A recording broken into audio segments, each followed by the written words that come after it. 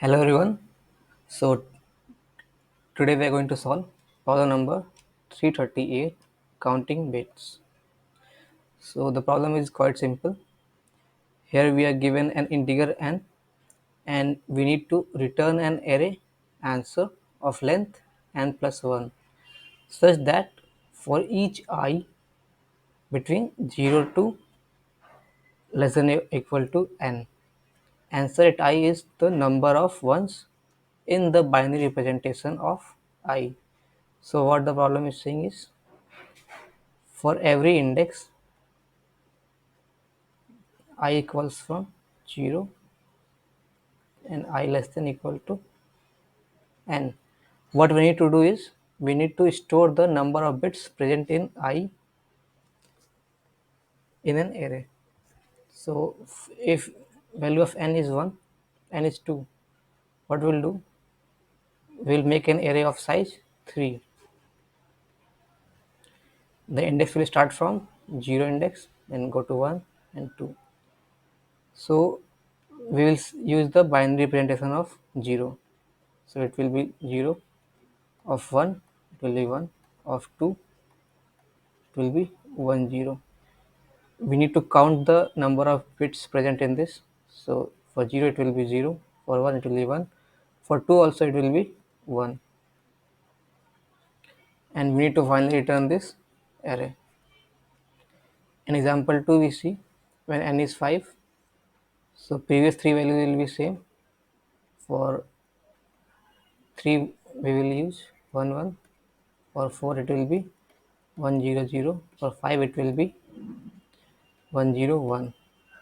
So in our answer we'll use 0 1 1 2, then again 1, and for 5 it will be 2. 0 1 2 3 4 and 5. So the constraints given here are n is less than or equal to 10 to the power 5, and if we use the built-in GC function, it is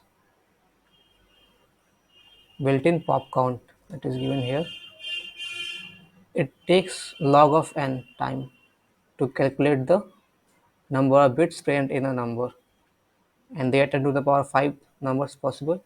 So our overall time complexity will be n log n, and if we calculate the value we can get 10 to the power 5 log 10 to the power 5 base 2, and it will be less than 10 to the power 8.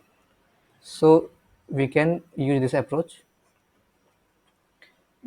So let's first see how we solve this problem using the brute force approach. So what we need is, we need a vector of size n plus 1. So let's say it's vector answer of size n plus 1. Then we will traverse from 0 till less than equal to n, and at each step will increase the value by 1. Then we will get the count of bit representation of current index. So we will use built-in pop count function for that. This function will give us the count of bits present in I, and we will simply do answer at I equals count, and we will return this answer. Let's test it. So sample discussions are passing, and it's also running. What we see here, that it takes the n log n time complexity and big of n auxiliary space. So in the follow-up we are asked to improve this. So in the follow-up what it's asked is to come up with an big of n time complexity. So let's see how can we do this. So we observe one thing, that for every even number the last bit is 0, and for every odd number the last bit is 1. This is a known fact. And also we see, if we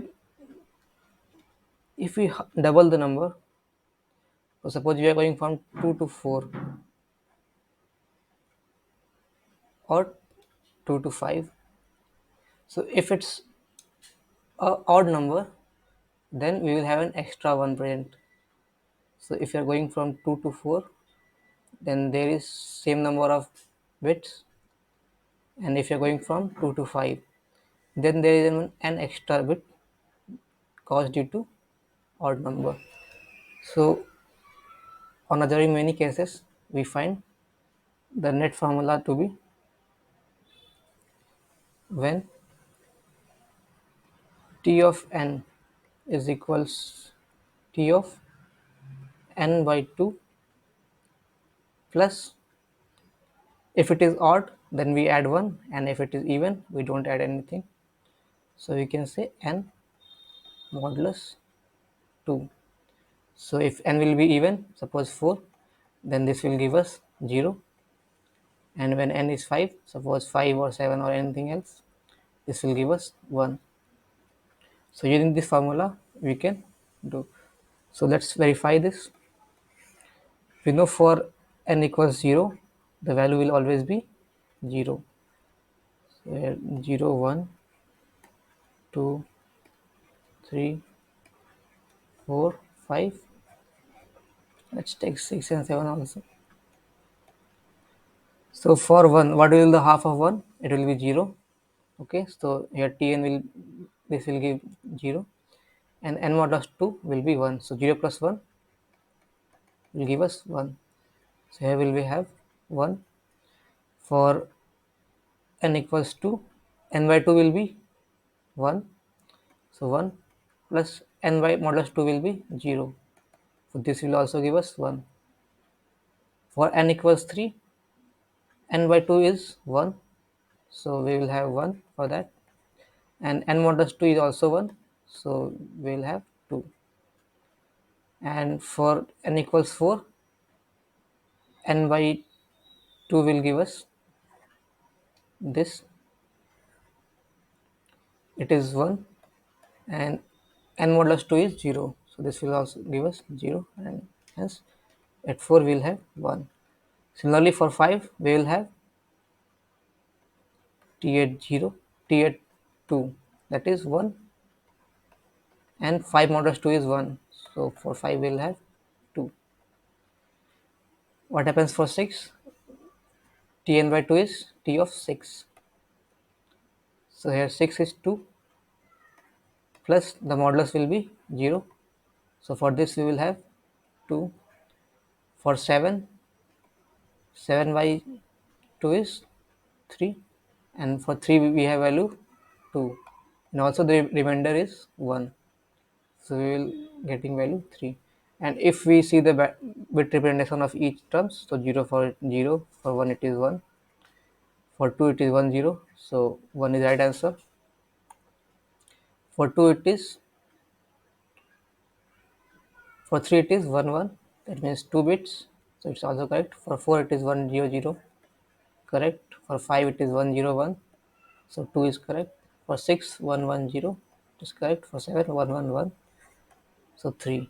So we see our formula works. So what we can do is, we can first initialize answer at 0 to be 1, then we'll start our loop from first index, and at each step what we'll do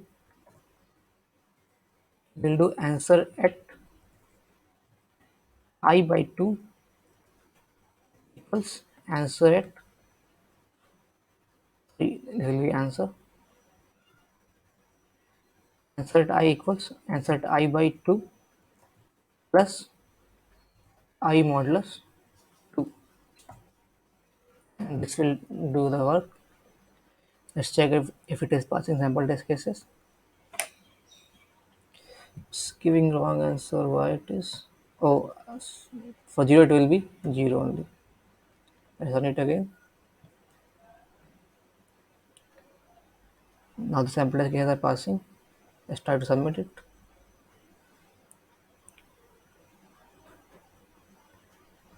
So it's getting submitted successfully.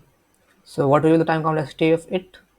As we are using a single loop, the time complexity will be big of n, and the auxiliary space will be big of n. So thank you. See you in the next video.